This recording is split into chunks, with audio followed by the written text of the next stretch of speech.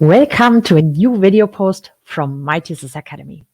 Today, I would like to focus on a special section of your thesis, which is the opening, the thesis introduction. So, as you can imagine, this is a part which causes headache among many students. It is the opening part, and you want to get your reader interested. You want to make it shine. And in this video, I would like to share some tips and advice of how you can achieve this.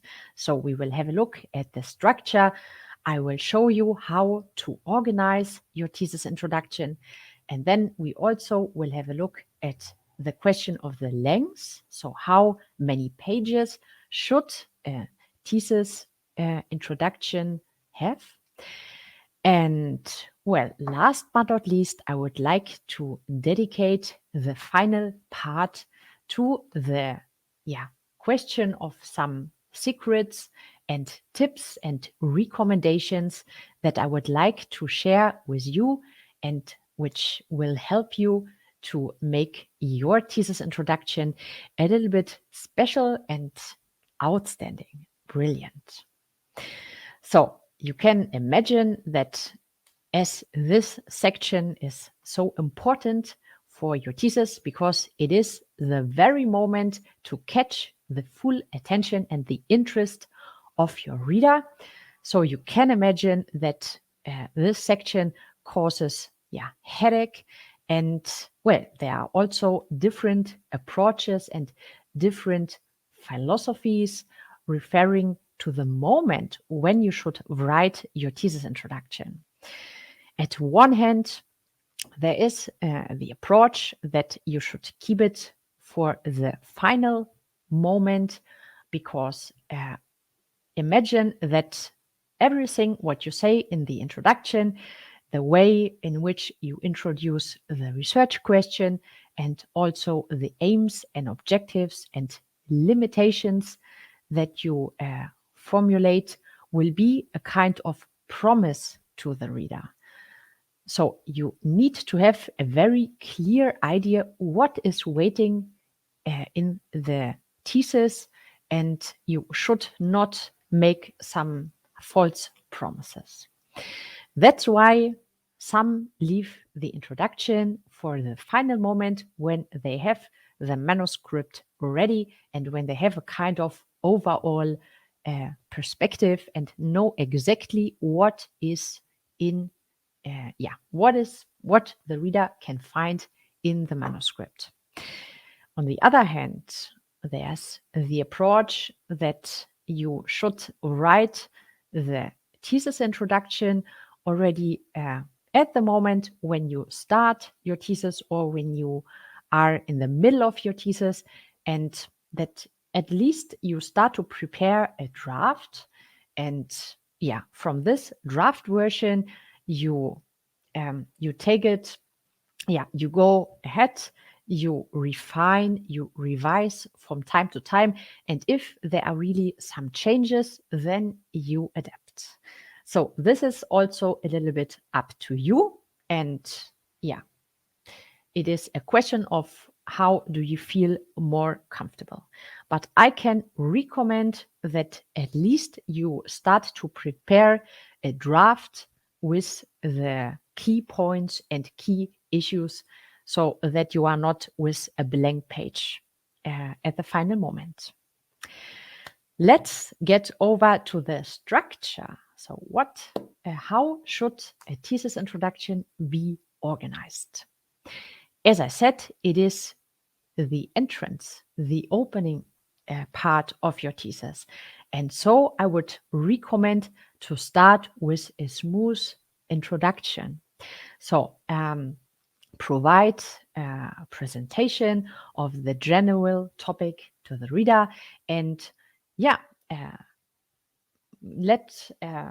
give him some background information, some interesting stuff about the topic. Then you should continue with an overview, a short overview on the actual literature, which is related to the topic, but attention, it should be a brief overview. So the extension is for the literature review. Don't provide too many stuff. Don't go too deep into detail when it comes to the actual state of literature, but provide an overview and introduce the relevant and the most important publications. Then is the moment to get step by step to the research gap.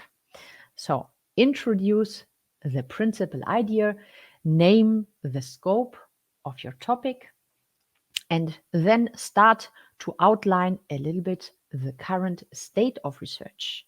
And this, goes together with an evaluation of the actual situation.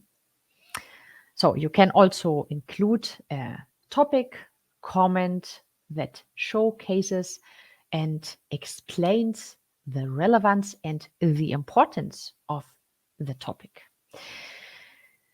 Here you are, outlining the gap of research, and from this gap, it should get very clear why this research question, which you are going to address, is worth the pain. Why is it important?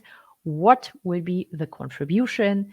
And well, finally, it is the so what. Then it is the moment to get to the core of the story. So you need to formulate your research question, and you should also define the aims and the objectives of your thesis. Here you also can place the thesis statement and your related arguments. As the next point, I would recommend that you also explain the methodological approach that you are going to take. So try to describe also in a brief form, like in the literature section, the tools and the methods that you want to apply and that you are going to use to solve your research question. As I mentioned, this is a little bit similar to the literature.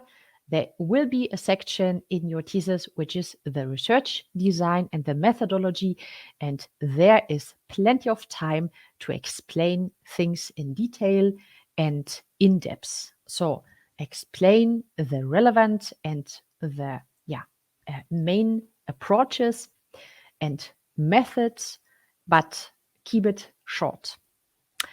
And finally, you should also present and outline the structure of your thesis. So this is the last part that your introduction should have. Then I also would like to drop some words on the question of the length. So as it is the opening part, the introduction, it should not be too extensive, but you also should avoid to squeeze everything in one page. What I can recommend is that you try to transmit the relevant information, that you keep unnecessary details or additional information out, that you really concentrate on the important parts, and well, the scope or the extension should be around 2 pages, maybe 3. This is also a question of the format of your thesis and of the total length, but it is an approximate number of pages that you can keep in mind. Well, now I would also like to get over to some secrets and some advice on how you can make your thesis introduction a little bit special, and what should it have to be brilliant and to catch the attention of your reader. First, it is important that you write in a short and concise form so that you really stick to the essential. And I also would avoid to introduce specific or too specific vocabulary, which is maybe not familiar to the reader. How you can catch the eye, how you can catch the attention. Well, surprise the reader. Simply surprise. Yeah, you can achieve this by including some particular or unexpected details. For example, introduce some unique point of view or share some curious special facts or also surprising perspectives. This is something that will get the reader interested and he will continue reading. I also would recommend that you avoid a lot of quotation. You can drop one or another, but well, try to avoid, try to overstuff the pages from quotation and literature. Well, so now we are already at the end of this video. I'm looking forward to see you in the next post. I hope you enjoyed the video, and if you liked it, then subscribe and give it a like. And if you want to access to detailed information and know a little bit more about the things that I discussed now in a very brief form, then have a look at the blog and at the related article. I also would like to invite you to my Thesis Masterclass, where you can sign up for free, and to the campus from my Thesis Academy, where I can take you by the hand and explain in a very profound and detailed version what it takes and what you can do to achieve the best results for your thesis. See you there and see you in the next video.